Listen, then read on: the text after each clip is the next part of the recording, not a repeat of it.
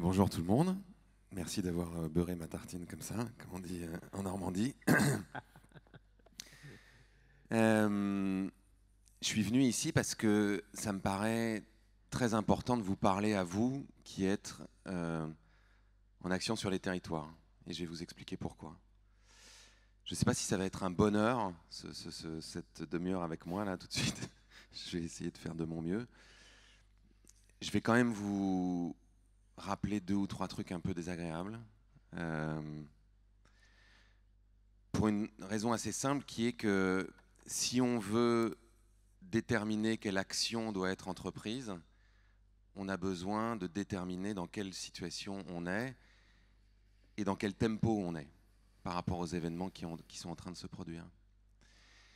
Et pour être en conversation régulière, parfois avec le président de la République, parfois avec des ministres, parfois avec des élus locaux, parfois avec des ONG, je vois qu'aujourd'hui, le tempo n'est pas totalement clair pour tout le monde.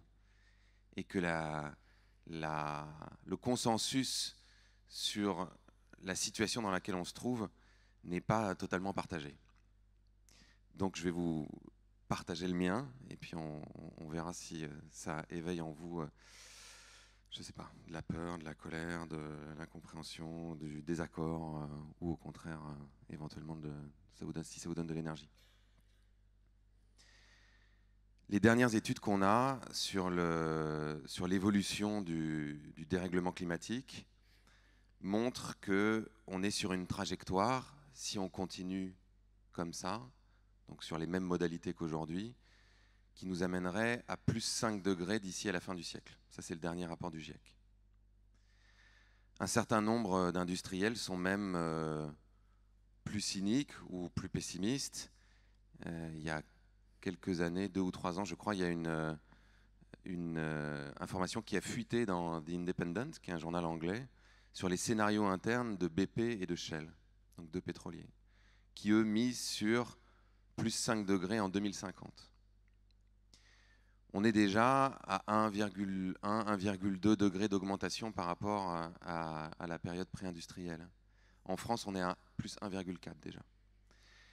Les accords de Paris, c'est rester en dessous de 1,5 d'ici à la fin du siècle. Autant vous dire qu'il y a très peu de chances qu'on y arrive.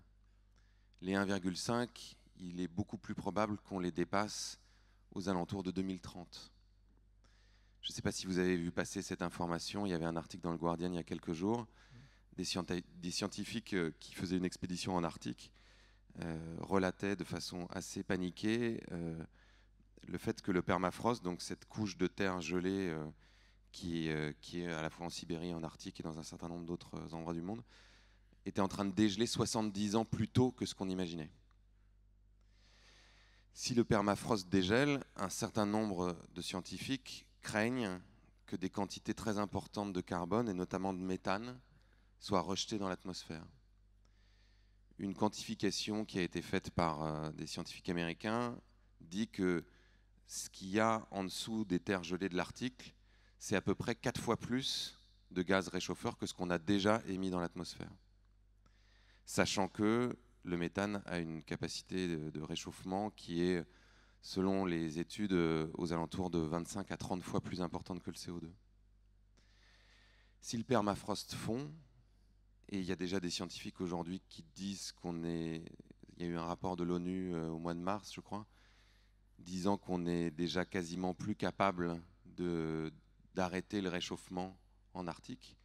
Si le permafrost fond et que ces quantités de méthane et de gaz réchauffeurs sont relâchées dans l'atmosphère, il y a de très fortes chances qu'on vive des phénomènes d'emballement qui deviendront incontrôlables. C'est-à-dire qu'on ne sache plus comment faire pour aller rechercher ce carbone dans l'atmosphère, même si un certain nombre de théories un peu fumeuses pour aller séquestrer le carbone dans avec des machines ou utiliser de la géo-ingénierie promettent de résoudre le problème. En réalité, ça en créerait d'autres qui sont loin d'être négligeables. Ça, donc la possibilité qu'on dépasse ces seuils et qu'on arrive à une situation relativement irréversible, C'est dans les 10 ans qui viennent que ça se joue. Ça va toujours? On a une toute petite fenêtre pour ne pas arriver donc à ce scénario un peu catastrophe de plus 5. Parce que qu'est-ce qui se passerait à plus 5? Là aussi, un certain nombre de scientifiques se sont penchés sur la question, montrant qu'une bonne partie des pays qui sont autour de l'équateur, une bonne partie de la péninsule arabique, les plaines du nord-ouest de la Chine, une bonne partie du Brésil, une bonne partie de pays africains ou sud-américains vont devenir réellement invivables parce qu'il y fera trop chaud. Donc les gens qui habitent dans ces pays vont être contraints de migrer ou pourraient tout simplement mourir. À plus 5 degrés, là aussi, les scientifiques nous disent qu'on risque de perdre 50% de nos rendements agricoles. Les études les plus communément admises disent que pour chaque degré d'augmentation, c'est moins 10% de rendement. Là encore, on imagine bien les conséquences que ça pourrait avoir, émeutes de la faim, conflits entre des pays pour l'appropriation de l'eau, de terres arables. Un pays comme la Chine, par exemple, qui représente aujourd'hui à peu près 20% de la population mondiale, dispose seulement de 8% des ressources en eau douce. Et sur ces 8%, 80% sont impropres à la consommation à cause de la pollution liée à l'extraction minière. Aujourd'hui, la Chine va chercher son eau au Tibet. C'est pour ça que le Tibet ne va pas être indépendant tout de suite. Mais demain, il est fort possible que la Chine aille chercher son eau ailleurs.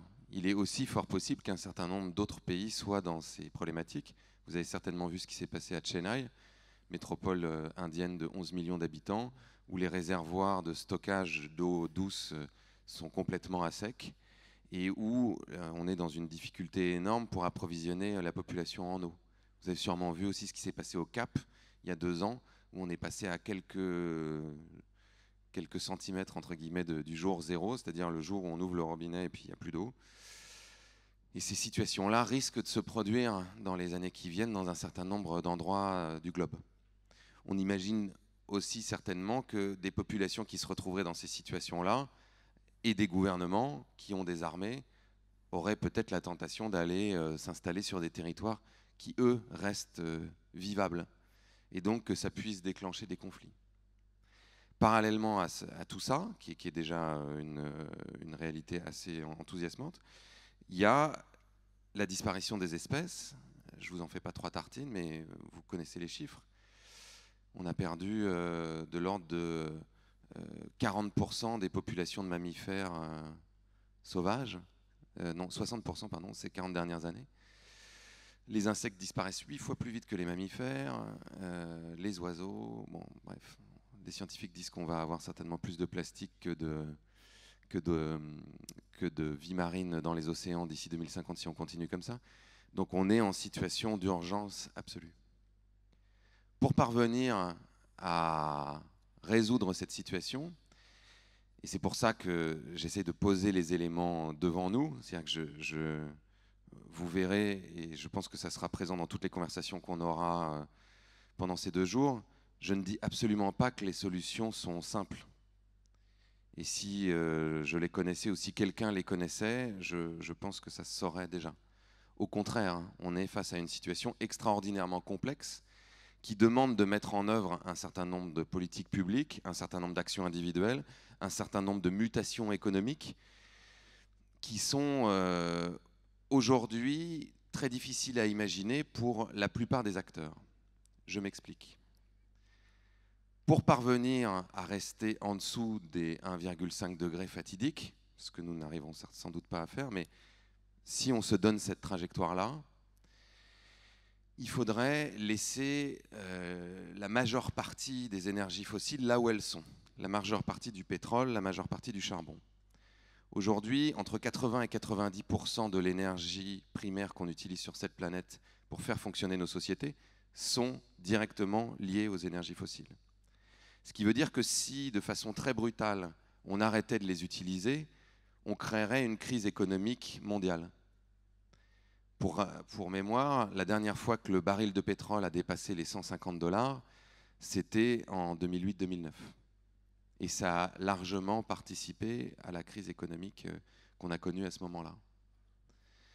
Donc, on a besoin de faire une transition très rapide vers d'autres formes d'énergie.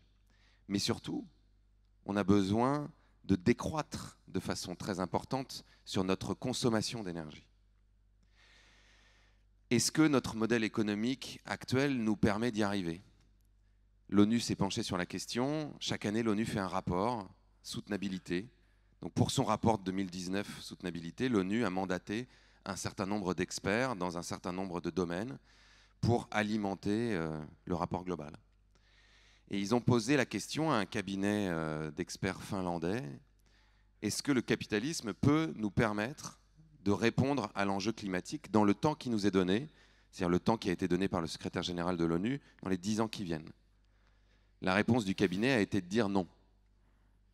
Le capitalisme aujourd'hui est trop dans une recherche de profit immédiat, de rendement financier à court terme, et les politiques qui auraient besoin d'être menées sont incompatibles avec cette recherche de profit à court terme, de rendement financier et de recherche de croissance de façon infinie. D'autres scientifiques, dernièrement, se sont penchés sur la question de est-ce que nous sommes vraiment capables de découpler la croissance économique et l'utilisation de ressources naturelles? Donc d'aller vers des modalités type croissance verte qui sont régulièrement invoquées par des élus ou des entrepreneurs en disant mais si, on va pouvoir continuer à avoir plein de croissance, on va juste découpler. Là encore, la réponse des scientifiques qui se sont posés cette question-là et qui se sont penchés sur le problème est de dire non. Aujourd'hui, nous n'avons aucun exemple de croissance économique forte qui puisse se produire sans une quantité importante d'extraction de matériaux, de destruction de ressources naturelles, même si une partie était découplée sur le mode économie de la connaissance, économie de services, et même système d'économie circulaire, système d'économie bleue, symbiotique. On pourra en parler sur les choses qui sont les plus intéressantes et les plus prometteuses sur cet enjeu-là. Ces scientifiques qui ont conduit cette étude-là disent le seul scénario qui tient à peu près la route pour rester en dessous des 1,5 degrés est un scénario de décroissance matérielle, le gros mot, vous savez, qu'on n'a pas le droit de dire normalement. Or, aujourd'hui, la croissance reste l'axiome premier des politiques publiques. Vous le savez, vous êtes élus, et vous le voyez aussi dans ce que vous entendez autour de vous, à la radio, etc. La recherche de croissance est la priorité numéro 1 des gouvernements pour créer de la richesse, pour créer de l'emploi, pour maintenir à flot nos économies. Ce qui veut dire qu'on a besoin de réinventer profondément nos modèles économiques et qu'on a besoin de le faire très rapidement. Est-ce que les responsables politiques à l'échelle nationale sont capables de le faire? C'est fort peu probable. Je suis en train d'accompagner une initiative, puisque donc j'ai été rencontrer Emmanuel Macron au mois de février dernier avec Marion Cotillard, ce qui était une rencontre un peu étrange, mais pourquoi pas. Et on a eu cette conversation-là, où je lui ai expliqué exactement ce que je viens de vous dire.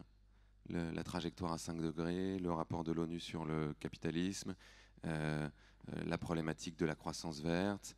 Et je suis venu avec un rapport qui a été élaboré par un cabinet qui s'appelle BL Evolution, qui a fait grand bruit dans le milieu écolo ces dernières semaines, en disant voilà, ils se sont amusés à regarder quelles pourraient être les mesures qui devraient être prises pour rester en dessous des 1,5 degrés.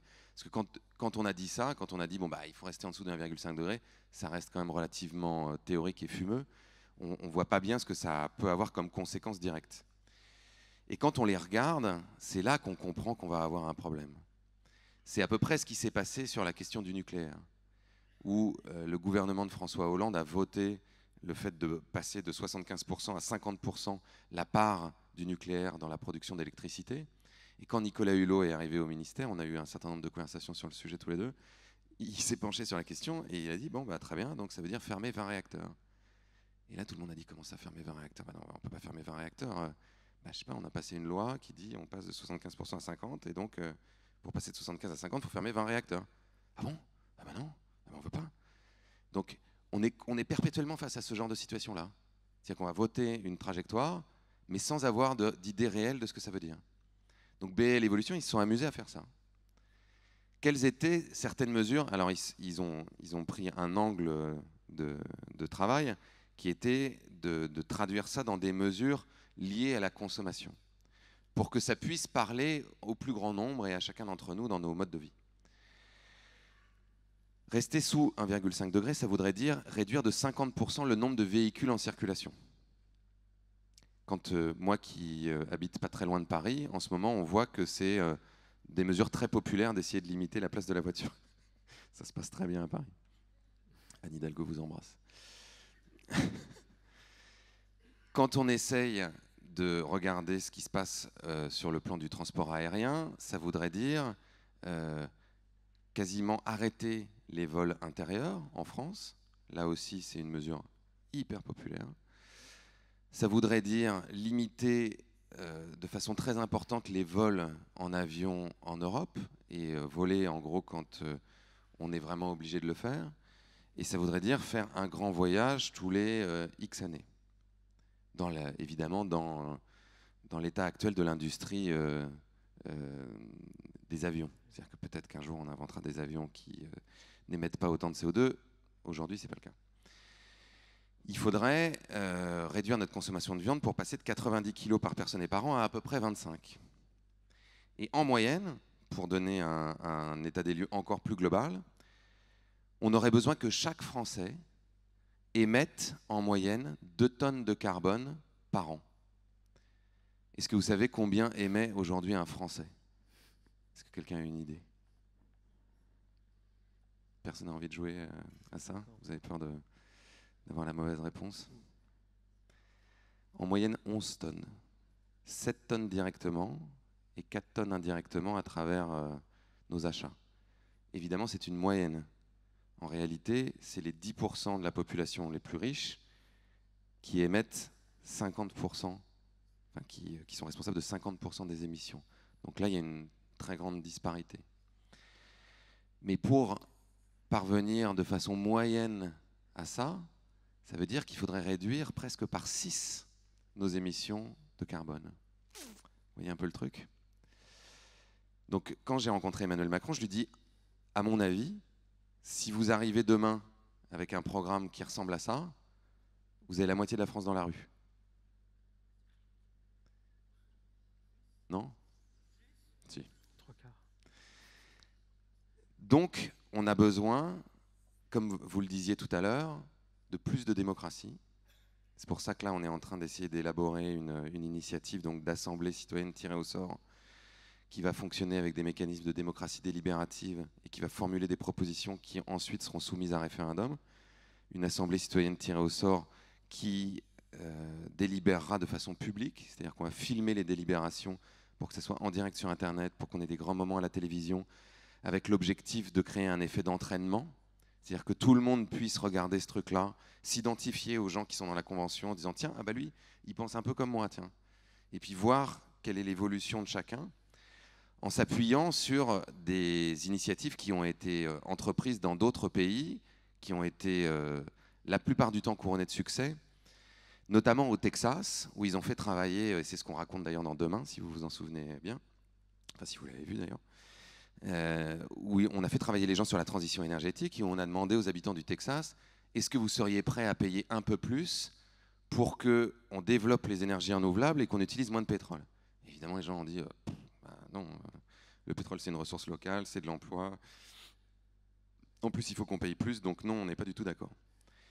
Ils ont créé une assemblée de citoyens tirés au sort, qu'ils ont fait délibérer. Donc, dans ce genre de circonstances, on met des gens qui sont... aïe, aïe, je sens que j'arrive à mon temps. Si je vous disais tout. On met des gens qui sont représentatifs, en gros, un peu de toute la société. On les met en contact avec des experts qui vont leur donner tous les tenants et les aboutissants. Et ils délibèrent, c'est-à-dire qu'ils discutent et ils essaient de chercher les meilleures solutions. À l'issue de ce processus-là, la plupart du temps, même les personnes les plus réfractaires en viennent à être hyper constructives et à proposer des solutions ou à en chercher. Et à l'issue de ce processus au Texas, la globalité des participants était pour dire oui, il faut qu'on investisse plus pour faire des énergies renouvelables.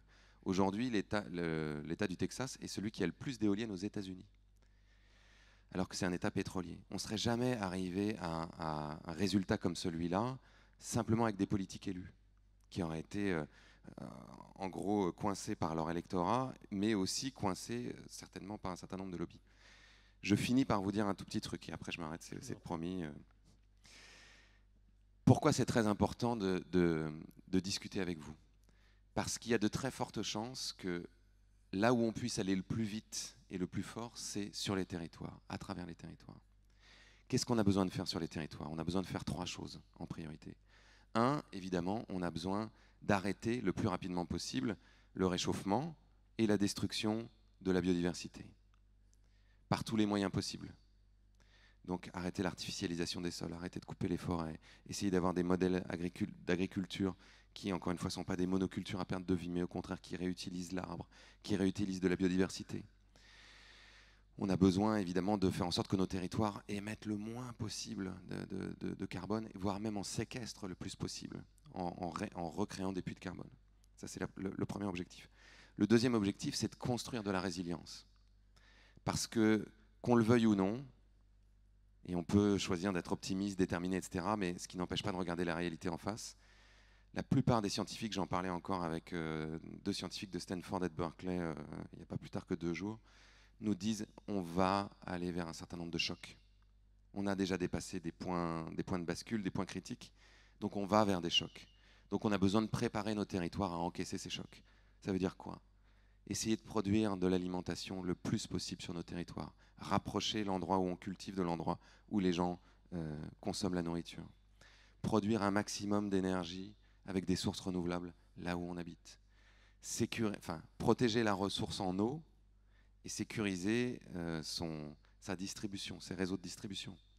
Relocaliser une bonne partie de notre activité économique. Plus des systèmes sont gros et plus ils sont centralisés, plus ils sont fragiles. Avoir un maximum d'entrepreneurs locaux et indépendants qui puissent répondre aux besoins fondamentaux de la population. Et troisième objectif, régénérer nos écosystèmes le plus possible. À la fois nos écosystèmes naturels, en replantant des forêts, en régénérant nos milieux aquatiques, régénérer nos systèmes économiques, là aussi, notamment en les relocalisant, mais en recréant une économie enracinée là où on est, et régénérer nos systèmes démocratiques, comme je le disais tout à l'heure, c'est-à-dire en essayant de faire en sorte que tout le monde participe à la fois aux prises de décision, mais aussi à la créativité, mais aussi à la mise en œuvre.